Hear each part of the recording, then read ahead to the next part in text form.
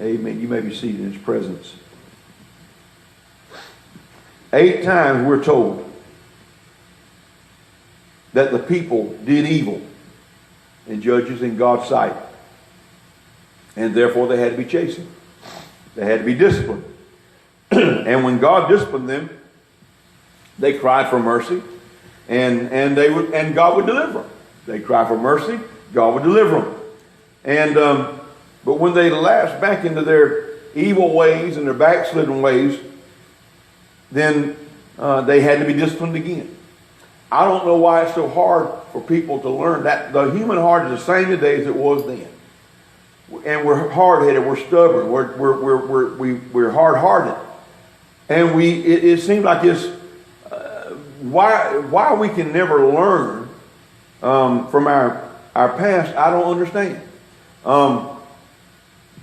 There's history there for us to learn from.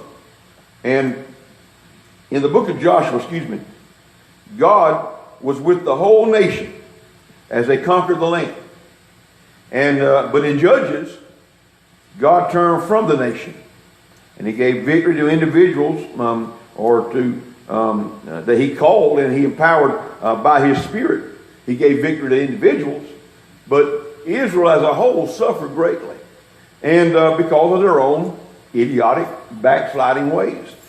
And 13 different judges are named in the book of Judges. And so in Judges chapter 2, which we certainly won't get to today or even next week probably, but it's the best summary. If you want to read ahead and read along there, it's the best summary of Israel's history at this point.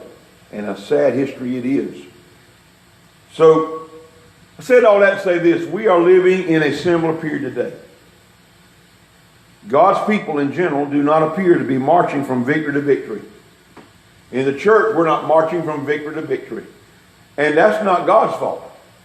That is not anything to do with God. That's not any fault on his part at all. That's our fault. That's because we're not desperate, as the song we sang a while ago said. We're not desperate for God. We don't hunger for God.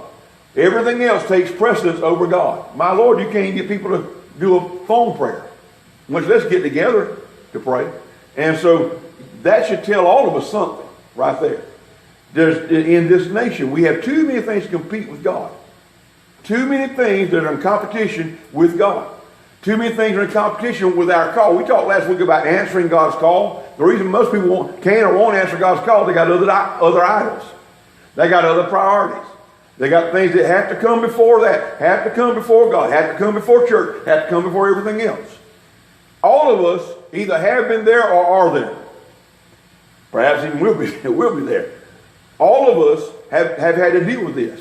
I've got things right now in my life that I still have to consider, that I still have to take into consideration. I still have to wonder and think, well, do I need to axe that from my life? Do I need to take this out? Is this causing me, it may not be anything very detrimental. It may just be something just kind of dead fruit hanging on the limb, so to speak. It may be just something just kind of just interfering to some degree with my walk with God. I've really gotten to a place now, and it's just been in the last couple of years, that I've gotten to a place now where my personal private devotions, they'll last an average of 45 minutes to an hour at least, just my personal private devotion. But I have made up my mind, I have determined I am not going a day without at some point having my devotion. Most times it's in the morning.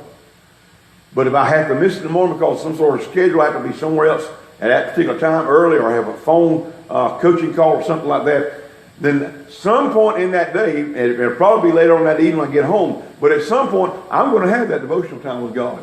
That has become dear to me. That has become precious to me. That has become important to me. And so I've learned that it makes my day and my week, as frustrating as what these days and weeks get to be sometimes, it makes my day and my week go somewhat better when I do this every day. And when I do this, I'm drawing strength from my own self, but it also helps me prepare myself for my patients. When I go to see my patients, I have some things already in the bag, so to speak, that may, and many times, those thoughts and things from the devotion pop up that I can share with patients, and because it's fresh on my mind, fresh in my spirit. And so that's one thing that I refuse to let the day go by and me not get it in. Sometimes I'm tired. When I get in, if I got to do my devotion late at night, sometimes I am tired. And I might even start drifting off while I'm doing my devotion. But when I get that little power nap, about 10 minutes, and I'll snap back out of it and we go on again. But anyway, we are living in a time now in our nation where we had the same spirit that's going on with Israel in this day. We had the same attitudes that are going on.